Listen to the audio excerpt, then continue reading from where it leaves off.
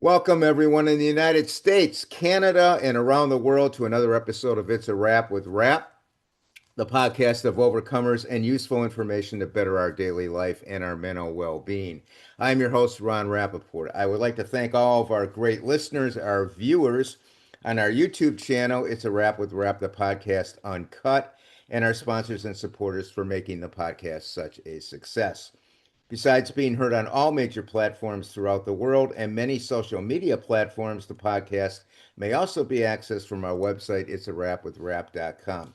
On the website, you will find all the episodes, previews of future episodes, the podcast Book Nook, showcasing many of the books our guests have authored, and a link to subscribe to the podcast email list, as well as products and services offered by our sponsors. My guest today is Tracy Hannigan from the United Kingdom. Tracy is a specialist sleep therapist with expertise in addressing various sleep related issues in adults, including insomnia, early waking, and nightmares. Tracy holds a BA in psychology, is recognized by the Society for Behavioral Sleep Medicine, holds a master's in osteopathic medicine, is a certified health coach and behavior change specialist, and a mindfulness based stress reduction practitioner. Tracy provides sleep support to adults across diverse settings in the United Kingdom and the United States, including community health, mental health, and home environments. Tracy uses evidence based approaches such as cognitive behavioral therapy and acceptance and commitment therapy for insomnia. Her journey into sleep therapy stems from her own personal battles with insomnia, fueling a fascination with sleep and its intricate dynamics. Tracy is deeply committed to helping people reclaim the restorative sleep they deserved. As a dedicated sleep therapist, her primary objective is to help those with insomnia by addressing the root causes of their sleep disturbances. This podcast will have something for everyone dealing with this issue, whether it's insomnia, a racing brain, nightmares, sleep procrastination, sleep optimization, sleep myths, or sleep medication. This topic concerns just about everyone, so please enjoy the podcast. Welcome, Tracy, to the podcast. Thank you very much. What a wonderful introduction. Thanks, Oh, Ron. oh, my pleasure. Now, I like the way you talk about an evidence based approach to sleep issues. One of your sayings is no nonsense, no fads, no pills, no sprays, no kidding. Now, we are Hmm. talking right now to the right person, and that's you.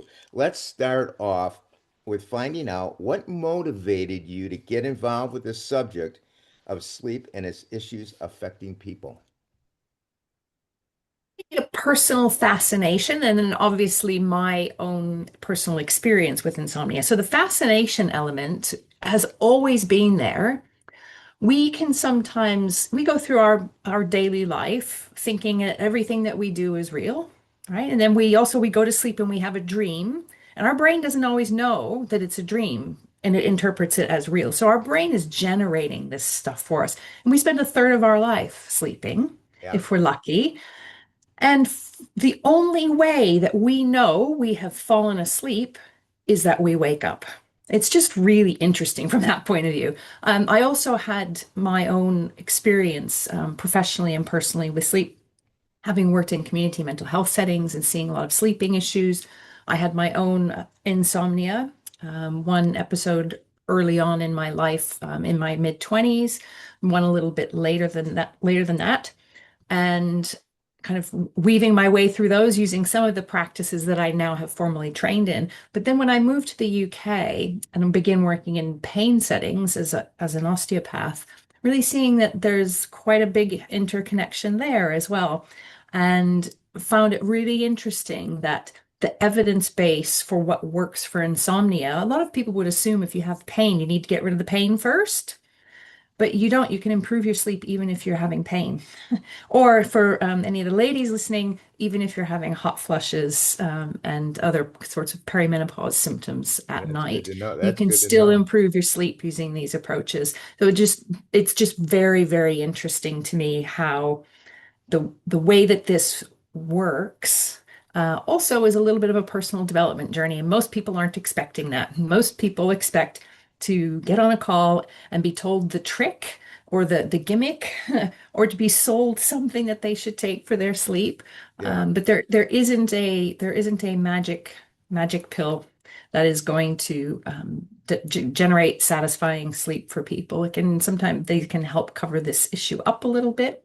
Yeah. So it's just really interesting from a lot of different angles for me. Okay. Now, you use evidence-based therapy approaches in your practice.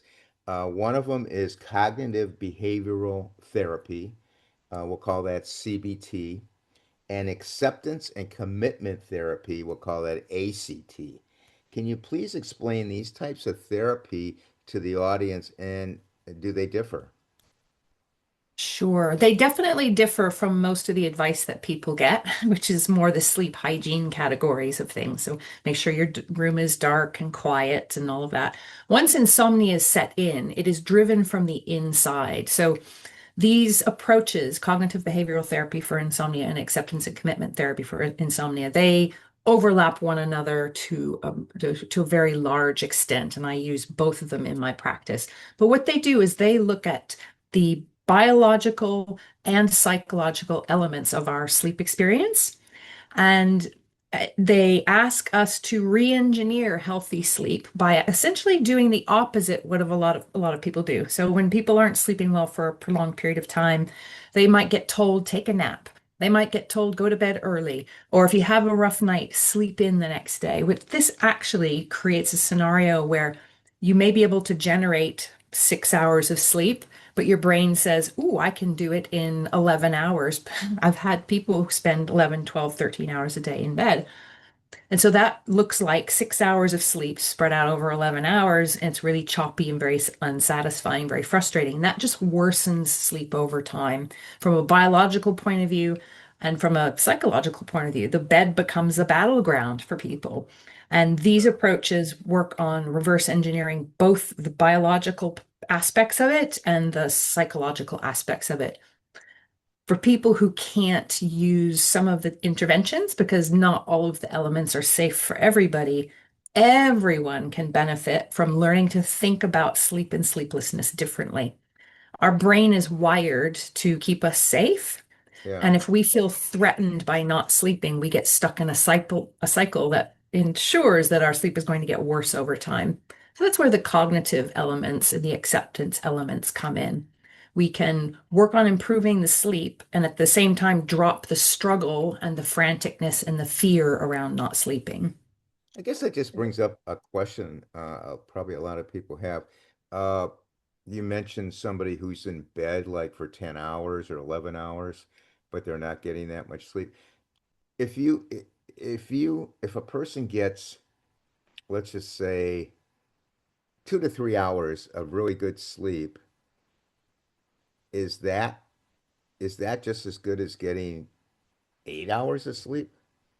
Well, that would be probably considered not enough sleep. And most people would get, if they got the 2, 3 hours of really good sleep, they're still not going to feel good during the day because it Okay. simply isn't enough. But Right. the myth of 8 hour, the 8 hour number, I think is good to address. A lot of people will start panicking about not getting their 8 hours, but they might have been fine until they heard this sound bite that said you must, or else all these bad things are going to happen. Some people do really well on 6.5, 7 hours of sleep. The majority of people in the middle of the bell curve will be getting about 7.5 hours of sleep. Some people need more than that. I'm a 9 hour girl. I feel my best during the day if I have 9 hours of sleep. And that's what I would get if I didn't have to schedule it. It would just naturally occur, and I would naturally wake up after 9 hours and feel Yeah. fine. So there is a range and a lot of variability in people's sleep need. It's genetically determined.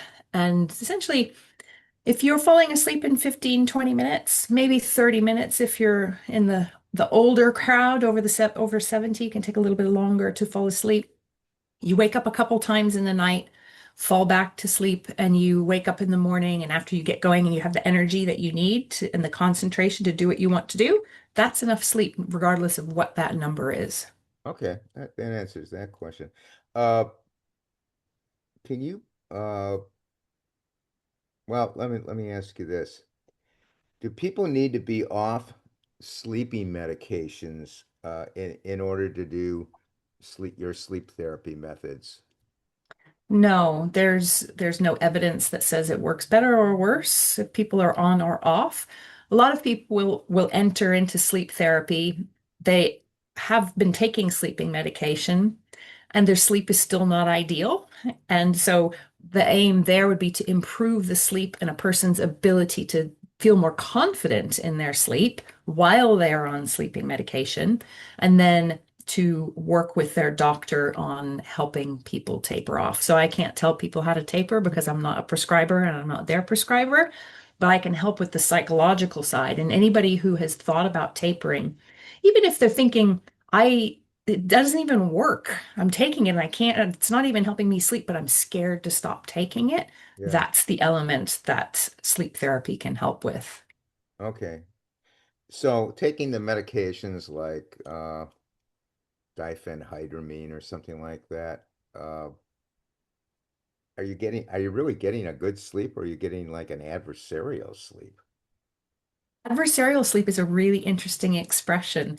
The reality is, most of the sleeping medications and things that people take over the counter for sleep cover up the issue rather than addressing it. So you will come off a sleeping medication, and if you haven't changed anything else, you're still going to have difficulty with your sleep.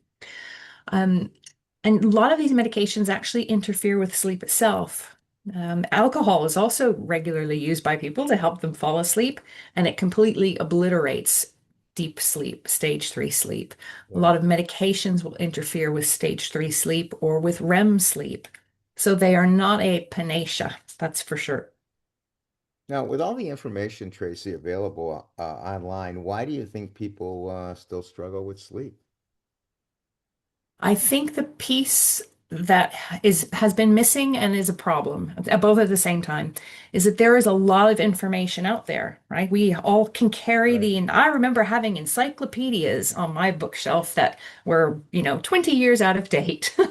And now we carry around the entire universe of human knowledge in a little box that we keep in our pocket Yeah. or in our handbag. Yeah. And it doesn't mean that the information is good. It doesn't mean the information is relevant to the person. And actually, it feeds this amount of information and our desperation to fix our sleep keeps us in a cycle of trying lots of things that don't actually address the root cause and create more problems. People who put more effort into trying to directly manipulate their sleep sleep worse than people who don't care what their sleep looks like. So all of these things become sleep efforts. And the harder we try to fix our sleep using these external things, the more we're telling our brain that we're in danger. It almost says, wow, this not sleeping thing must be really, really, really dangerous. So that's why she's working so hard to fix it. Very difficult for our brain to let us sleep if we feel like we're under threat. And so all of these things that look like, short-term fixes and these promises of miracles and falling asleep in 2 minutes and all of those other things that you might have found out there, everything from rubbing garlic on your feet to, I mean, there's just an incredible amount of things out there that people have tried. Yeah. They don't address that fear element. And it's a hard one for us to work with because the rest of life, the harder you work at something, the more you want it, the more energy you put into it, usually the more likely you are to get what you want at the end. You get the outcome that you want. Whereas sleep is exactly the opposite. So we have to work on improving the sleep using the evidence-based approaches, but at the same time be feeling more emotionally neutral about the entire situation. So the amount of information out there actually creates more of a problem than it ever will ever address insomnia itself. So what do you think of the people go to the doctor and the doctor gives them this laundry list of sleep hygiene tips, like, try to go to bed at the same time, make the room dark, and blah blah blah. Are they really doing them a disservice with all this? Those sleep hygiene tips, particularly the first one you mentioned, go to bed at the same time. They're fine for people who need a little bit of sleep optimization. Yeah. But once you have insomnia, they are not helpful. For example, if you find it's difficult, it takes you 3 hours to fall asleep, What is the point of getting into bed, laying there for 3 hours because you've got this time on your watch that says this is when you have to go to bed? And then you lay there panicking, and then your brain starts to learn, oh, I make dinner and then I watch television and then I get in bed and then I lay here and panic for 3 hours and then I fall asleep, right? Yeah. So a lot of them are very neutral in and of themselves, but when people are desperate to sleep, they apply them in a desperate way. There's a big difference between having a blackout blind. The It's a Wrap with Rap podcast, distinguished guest and author John Jay has written his just released book, Nanette's War. The book is a true story of a young Jewish girl coming of age in France during World War II as the Holocaust approaches. The girl, Nanette Dreyfus, belonged to one of the most influential Jewish families in Paris, second only to the Rothschilds. Her family's social circle ranged from Albert Einstein to Colette. All that privilege counted for nothing when the Nazis arrived, as the family was high up on their list of targets.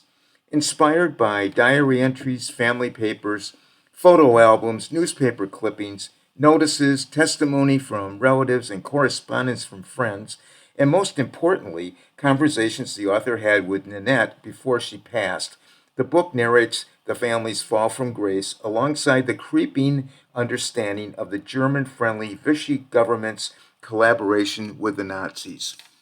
Through Nanette's eyes, we witness how it all unfolded, from the anti Semitism on the school playground, sometimes even from her own teachers, to Nanette's first crush under a false identity.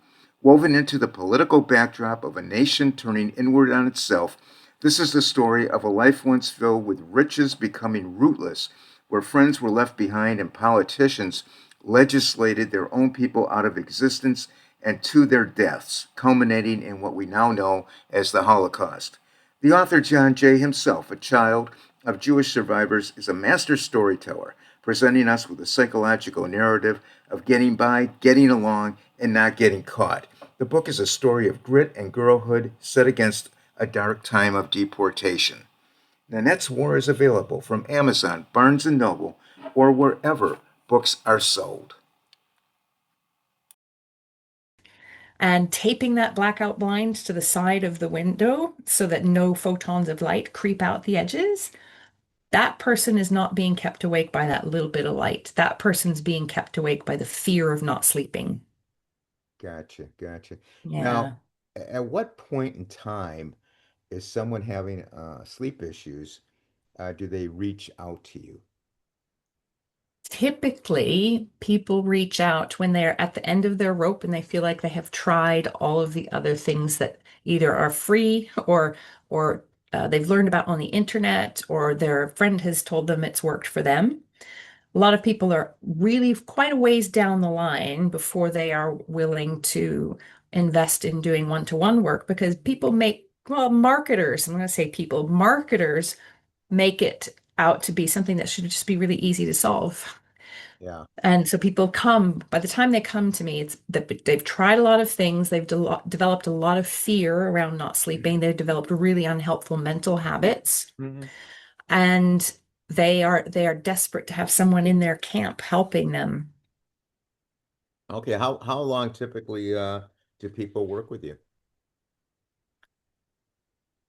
I would say people who have less anxiety around not sleeping, the not sleeping itself, they can learn what they need to learn in a few sessions, with practice of support while they're practicing. People who have a lot of anxiety around not sleeping, and maybe they are also wanting to taper off of medications. I mean, that one's a little bit more variable. Yeah, Depends on people's willingness to confront some of these more difficult things, right? right. So that the way that I work with that particular group of people, I suggest we have a minimum of 3 months. And then the follow-ups that I offer in that package, they can be spread out as they need to be spread out. It varies. Sometimes people come to me and they've had 2 weeks of bad sleep and they're in such a state and they need a lot of support. Yeah, And they might actually be going through a dramatic event. And in that case, I can give them support, but I can't magically help them fix their sleep because they're on fire about something that's going on in their life.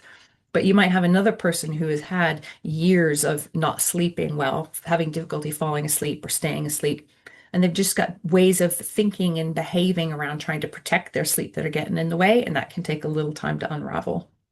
Now, there's people out there in the audience I know that use apps or their watch to track sleep. Well, what's your opinion on that? If you sleep well, I don't see a problem with them. A lot of people purchase them because they're not sleeping well, and they can actually create problems on two fronts. One is that they are not accurate. So, again, this is an information overload problem. Oh, you can look at all these graphs of the stages of sleep that you were in, and it can draw you a pretty picture, Yeah. especially that piece, though these devices are not accurate at all. So, you throw in inaccurate information, and it's tempting to want to check it, right? That it's interesting. You're desperate to find a solution. Your brain thinks if I have more information, I'm more likely to find my solution. It becomes compulsive. They promote over monitoring of sleep in a way that's not helpful. Even if they were 100% accurate, most people wouldn't know unless they've been trained what to do with that information and how to use it. I've had people worried they're not getting 100% deep sleep. There would be a problem if some 100% deep sleep when we are in our kind of prime in our 30s and 60% of the night in light sleep, and that would be considered normal, and the rest would be split between REM sleep and deep sleep. It would be not considered unusual for an 80-year-old to not get any deep sleep. That would be considered normal for that age because we get less and less and less the older we get. But if you see that on your watch, you're going to panic. So they're just generally not helpful if you have a sleeping issue. If you're just using it to look at your HRV and count your steps and do all the other things that they do, and you sometimes glance at the sleep, that's fine. Yeah. Uh, Sometimes people get information and they don't, like you said, they don't understand it and they don't know what to do with it. Mhm. It's just an understanding problem. Now, this is an interesting question I thought of. A lot of people, I have to admit, I'm even one of them, are dealing with a racing brain at night. Hmm. Why does it happen at night, and what can be done about it?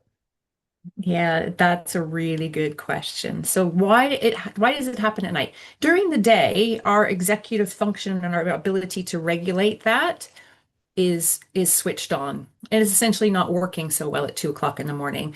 And it's almost like our safety brain. A lot of this stuff that comes to us is either don't forget to do this or don't forget to do that or remember that thing from 3 years ago or what's going to happen 10 years down the line. We get lots of different flavors of those things. That's our brain trying to prepare us and keep us safe and get us organized and make sure we don't forget things and we learn from the past and all that. If we don't do that during the day, that sets us up for a problem at night because our ability to regulate that is not so switched on. So that's why it almost sees an opening. It's like, oh, he's not busy. How about we just do all of this stuff right now? Yeah.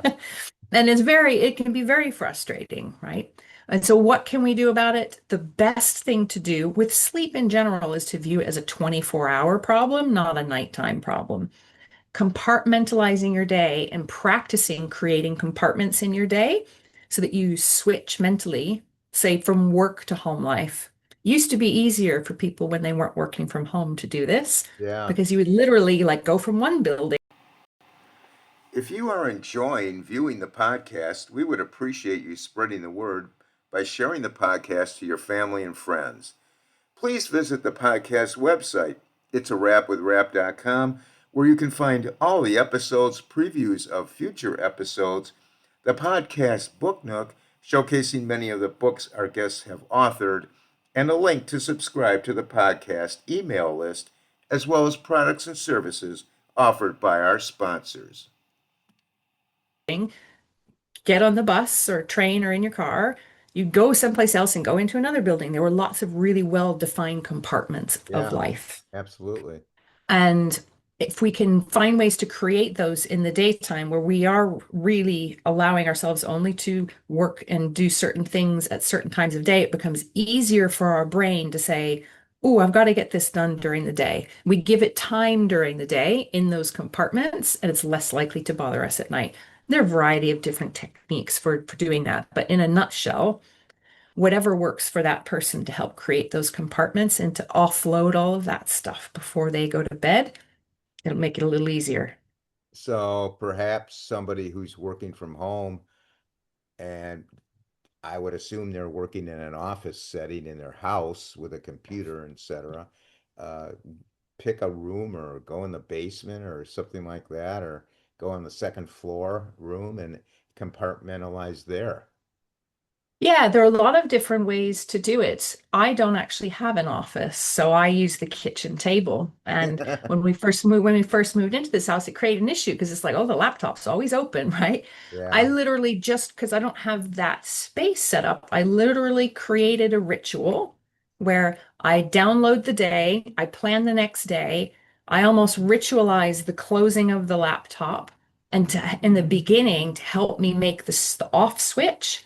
I yeah, immediately had another activity to do that was completely different. So I gave myself 15 minutes of knitting time before I then started getting engaged with work. And now that looks like I close the laptop and I go for a walk up around the lake and then I come back. So I give myself a little bit of outside time now that it's nice. It's yeah, not raining. right, The weather's been pretty brilliant, but there's lots of different ways to help make that a little bit easier. What I would say is, particularly working from home, if the work is never ending, there's always going to be more work, whether you work for somebody else or you work for yourself. And right. so prioritizing, putting that boundary in there and giving yourself something you want to do will make it a lot easier to not get dragged back into working. Right. I would say you have to just say to yourself, okay, I'm closing the computer and I'm going to watch a movie or whatever, but I'm not going back to the computer.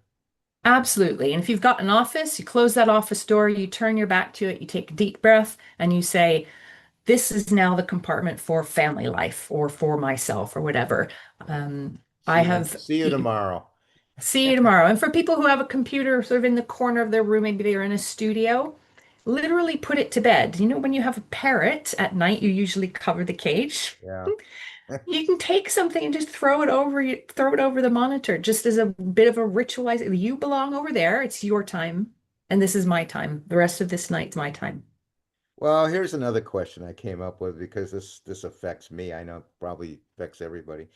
What can you tell us about sleep procrastination? Now, you could sleep, but you are doing something else, failing to shut off and go to sleep. How can that be avoided? I know I run into that where uh, I want to go to sleep, but then I go, oh, I need to look at something, and even though I'm tired and I know if I lay down I'll go to sleep, I don't do it. So how Yes. can we avoid that? We all do that sometimes, and doing it sometimes isn't too big of a problem, but it can, over time, really create a problem for people's sleep because they could be getting the sleep that they need and they're denying themselves that. So, again, when we're looking at sleep, starting in the morning, setting ourselves up biologically and psychologically for good sleep and creating those compartments, they really, really help if we think about our life in chunks and in blocks, just like we think of our week. It might be on Tuesday, you always do this, and on Thursday afternoon, you go to the gym. We can do that within the space of a day. The other thing I would say is we all have two big buckets of activities we like and enjoy. We have a bucket that is really relaxing, and we have a bucket that's really exciting. So my relaxing bucket tends to be watching movies and knitting. My really exciting bucket is working on my family tree and genetic genealogy. And I literally did this last night. I didn't have my usual routine in place because I was on my own. My partner was away last night. So I stayed up working on my tree. And what did I think about when I woke up in the middle of the night? I was thinking about my tree. I Absolutely. invited it upon myself as an opportunity because I had lots of extra time to do things, but it did create some sleep procrastination. It becomes a matter of priority then. If there's something you really, really like to do Yeah. and you have an opportunity to do it and you do it every now and then and it's not always an issue, that's okay. If we're doing it because we feel like we have to or we haven't gotten enough done, then I would look again at those compartments and planning better, or Okay. saying no more. We say yes to a lot of things that we could potentially say no to. Let's talk about nightmares. Can they be treated? And if so, how? Us, I work with repetitive nightmares. There is a behavioral sleep medicine approach called, it's called a various different things. Imagery rehearsal therapy is what I tend to call it. It's not difficult. It takes 2 sessions and then lots of practice in between. We can literally look at repetitive nightmares as a bit of a hiccup in our sleep.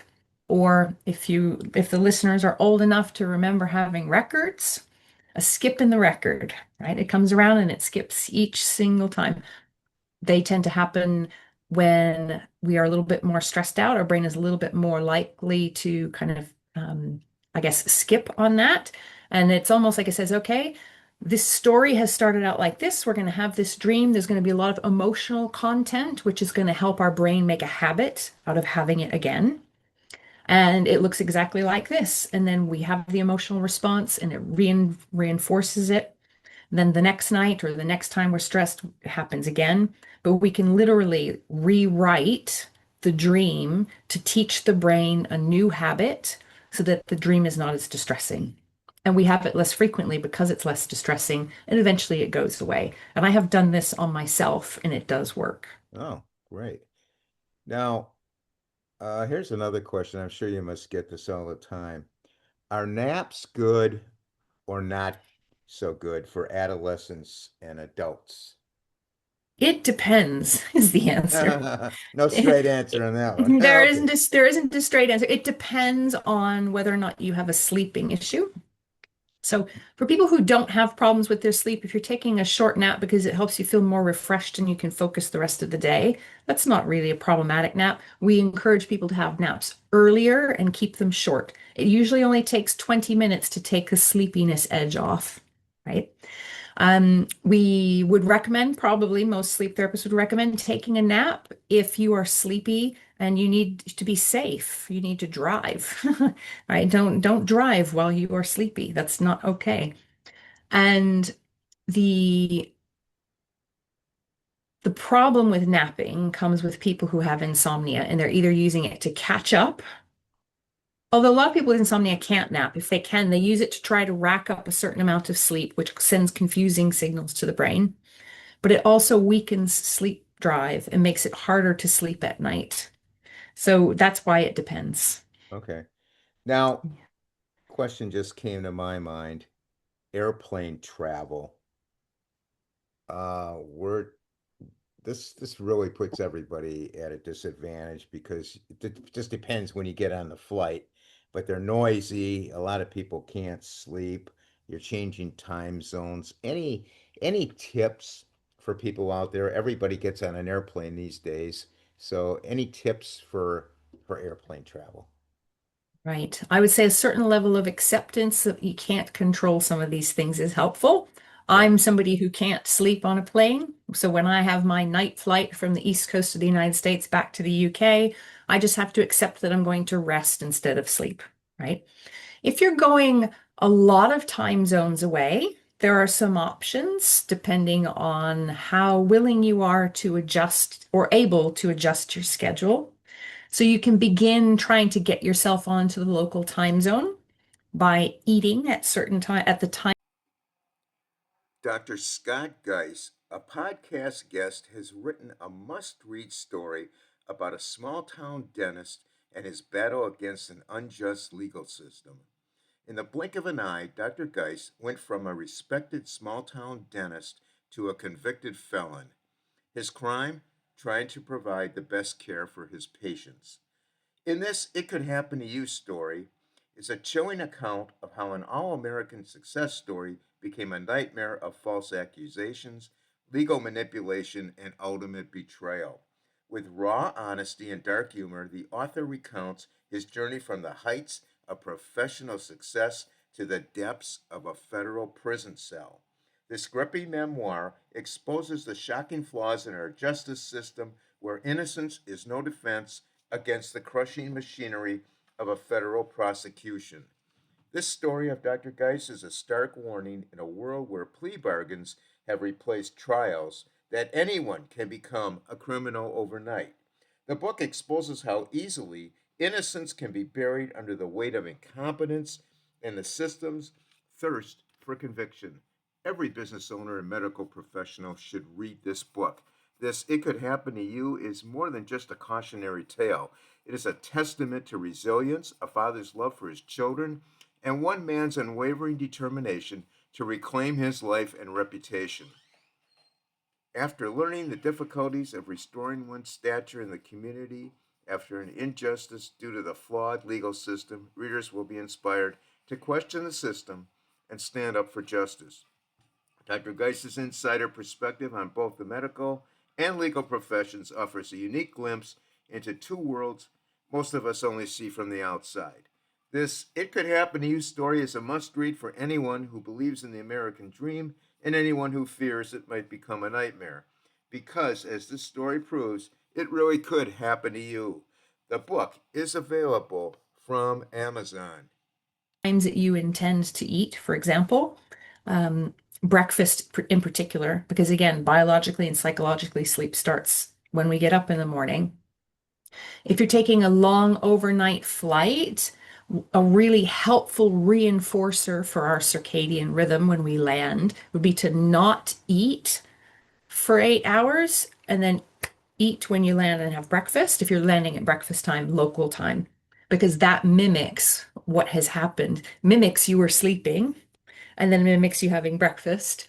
And we can use these other things aside from light to help reinforce our rhythm.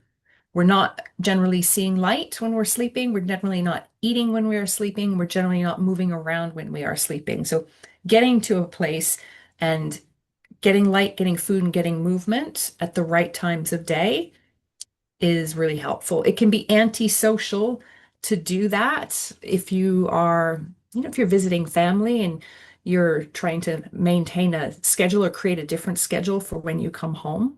But that would be an, I guess, biologically optimal thing to do to make it easy to return back to where you came from or easy to adjust when you arrive. But it's usually not socially feasible to do it because people have to work, people have families, and people have people in their life that are on other clocks, and it just doesn't usually work out very well to do that.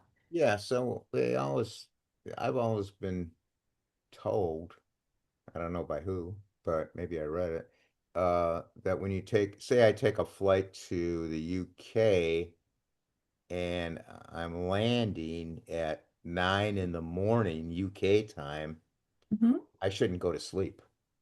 I should just go with the time. In other words, Yeah, if you start of my day. this is the one that I do, and I eat before I get on the plane. That way, I have a solid block to rest in. If I slept, that would be great. Might get 6.5 hours if I fell asleep as soon as I got on the plane, but it doesn't happen that way. Yeah, And then you don't eat, and then you wake up, or you get off the plane and you get breakfast and light and you're moving around. Yes, so that is, if you could do that, it's really difficult to do though. It's yeah, very difficult to do.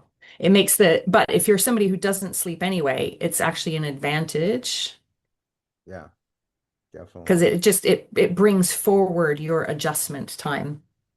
So I don't sleep. I land at 6. I always get the flight that lands around 6 in the morning. And then I come home and I tell myself I'm going to stay up all day. And Yeah, that never happens. I usually have to take a nap because I haven't slept the night before. And I take a nap to take the edge of the sleepiness off. And then I stay up as late as possible. And then I have a really good night's sleep the first night because I'm exhausted. And then it's the second night where the jet lag kicks in. yeah, yeah. That's it. That's what happens to me too. Uh, how does a lack of social engagement affect sleep for people who don't have a lot of social engagements? That is a really, really important question for a lot of different reasons. I'm going to try to cover both camps. Um, if we are feeling really fatigued and really tired, and we have social interaction, that helps with our alertness and energy levels, especially if we're combining it with physical activity. A lot of people say social activity is really important for your mental well-being and your physical well-being. When people have insomnia, one of the first things they stop doing is optional social engagement. So they stop going out with their friends at night because they have to make sure they've got 2 hours for their routine and all of these things. This is the same camp of people who are worried about their brain health. There are four fundamental things that we need for optimal brain health, and we can only control three of those. So we can't control the sleep directly. We can only set a stage for it. We can control how we eat. We can control our exercise and how much physical activity we get, and different kinds of activity are good for different elements of our brain function, and we can control how socially engaged we are. Those three things are the only things we can do anything about, and they have a massive impact on the health of our brain and on our happiness and the health of the rest of us, to be honest. Yeah. But social engagement is really important. Isolation is not good for any aspect of we're social beings. We're wired to be social.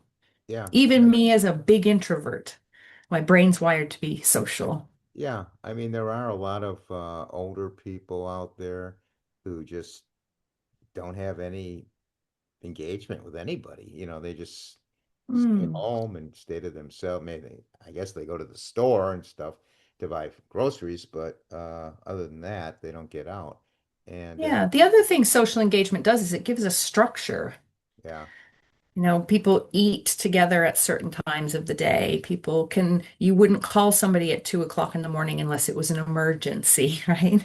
right. Um, so ha having those social inputs and activities helps maintain some structure. One of the things that happens when people retire is almost get some social jet lag going on because they have lost one key part of their life that requires them to engage with the world, and that is the world of work. Yeah. Uh, Another interesting question. Can you talk about sleep apnea affecting sleep?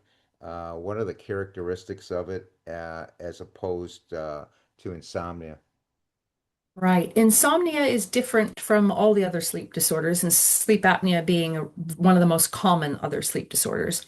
The thing that separates them, when I'm having a conversation with somebody, if somebody is talking about being tired and wired and having a difficult time sleeping and they can't take a nap and they just feel exhausted, but they're vibrating, kind of, that I think, ooh, insomnia there. If somebody says, I have really disturbed sleep, I wake up all the time, I feel sleepy all day long. And there are clinical assessments that we can do to measure how sleepy people are.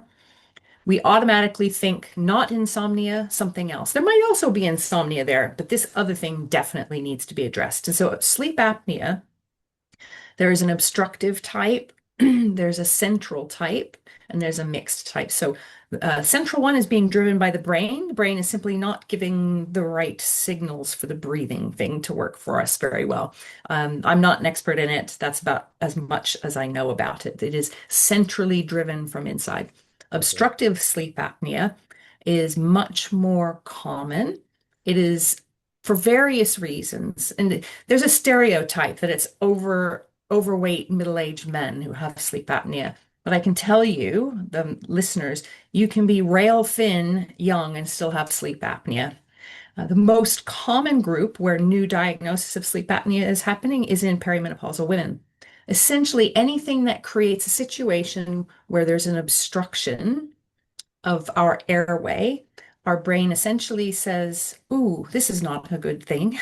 So when that person falls into deep sleep and their muscles really relax, because we get paralyzed when we are in deeper and in REM sleep, so we don't act out our dreams, we lose that muscle tone, so our airway can become compromised.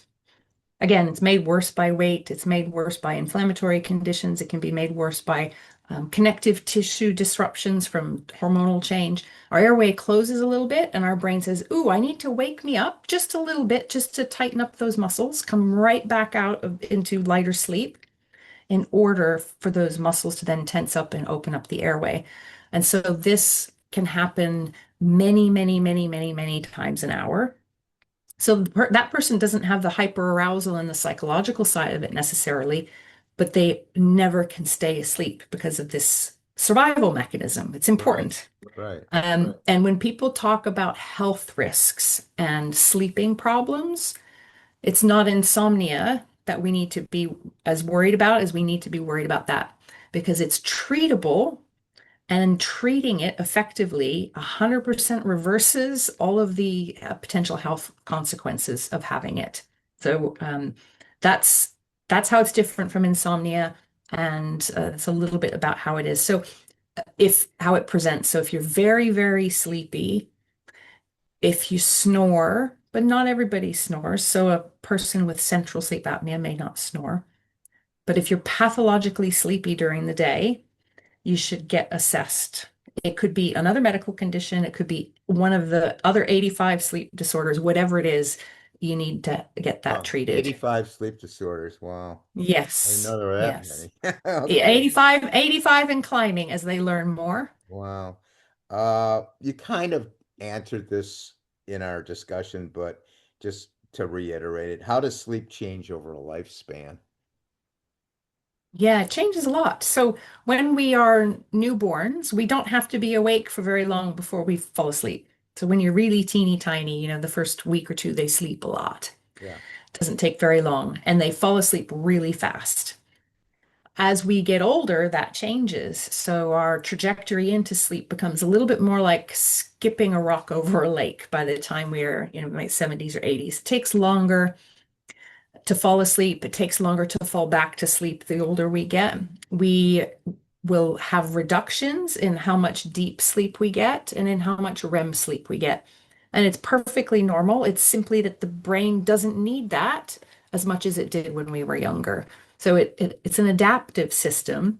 And again, this is where the watches, even if they were accurate, would create problems for people.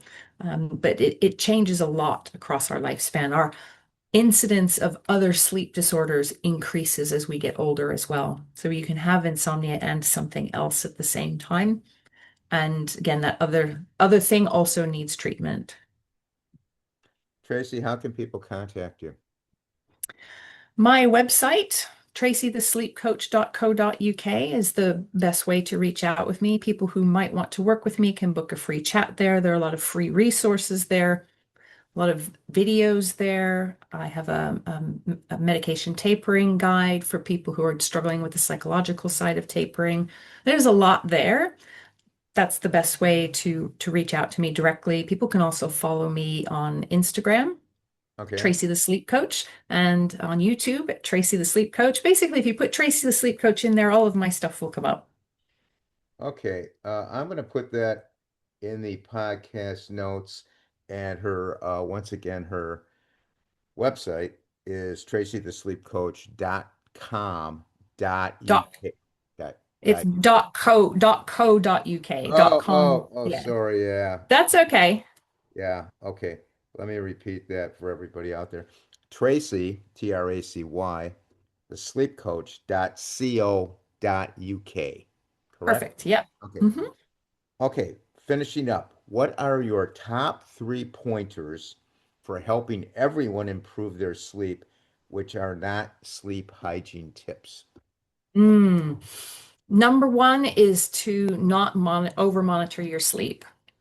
So you might need an alarm, but you don't need to check what time it is when you wake up in the night. It only sets you up for creating sleeping problems and anchoring some sleep anxiety. So that would be number one.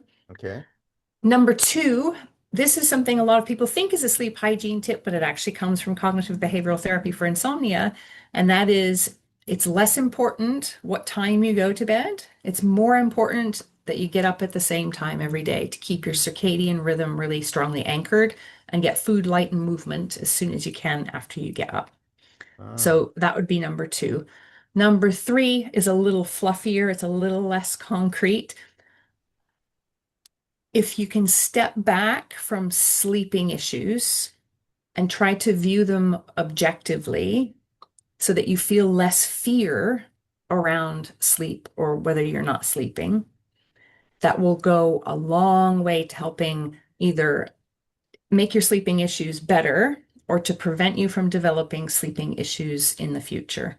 So, all three of those are things that, whether you sleep well and you were just curious to listen to this, or if you don't sleep well and you really wanted to listen to this, all three of those things can be helpful for everybody. Excellent advice. Very excellent advice. I want to thank you so much, Tracy, for being with us today on the podcast. And I'm urging everyone out there who needs assistance pertaining to his or her sleep problems to contact Tracy to address the issue. Once again, her information will be in the podcast notes. Once again, thank you, Tracy, for coming on. It was Thank you so much. I really enjoyed it.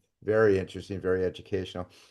Comments and suggestions for the podcast, you can email me at it's a wrap with rap at gmail.com. We're on Facebook. We have a Facebook group. It's a private group. If you want to join, you're welcome to. We have a couple thousand people in there. It's a wrap with rap. We're on Instagram at It's a Wrap with Rap Podcast. We're on X at Rapper, WRAPPER 130. We're also on other social media, Blue Sky, and we're on Mastodon, which is worldwide. And don't forget our YouTube channel, It's a Wrap with Rap, the podcast uncut. I want to thank everyone for listening, and I like everybody to please stay safe. And for now, it's a wrap.